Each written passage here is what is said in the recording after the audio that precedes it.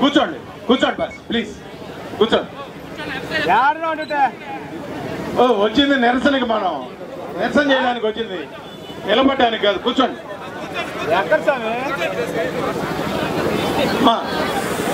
మీరు కూడా కూర్చోండి, బాగుంటుంది. కూర్చోండి కూర్చోండి, అక్కడే కూర్చోండి. ఎక్కడ వాళ్ళు అక్కడ కూర్చోండి, ఇబ్బంది లేదు.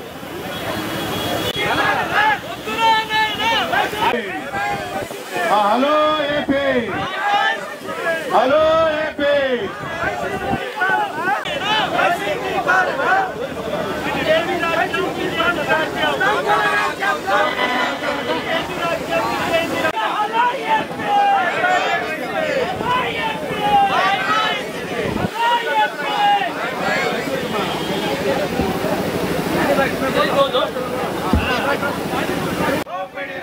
దొంగల రాజ్యం, దొంగల రాజ్యం.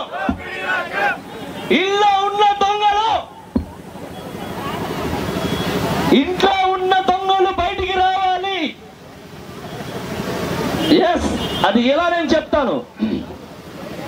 లోపల ఉన్న విలువైన వస్తువులు, ఫ్యాన్లు, మీటర్లు, పైపులు వీళ్ళే పంపిస్తారు, దోచుకొని వస్తారు.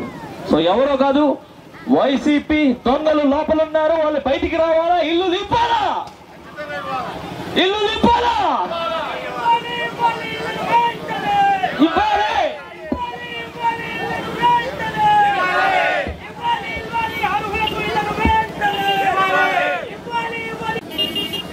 పాదయాత్ర అన్నావు, నిన్ను నమ్మి ఓట్లేశారు.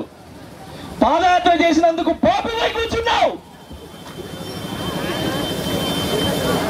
ఒక్క ఛాన్స్ అన్నావు, ఒకే ఒక్క ఛాన్స్ అన్నావు. 5 సంవత్సరాల్లో ఒక్క అవకాశాలు.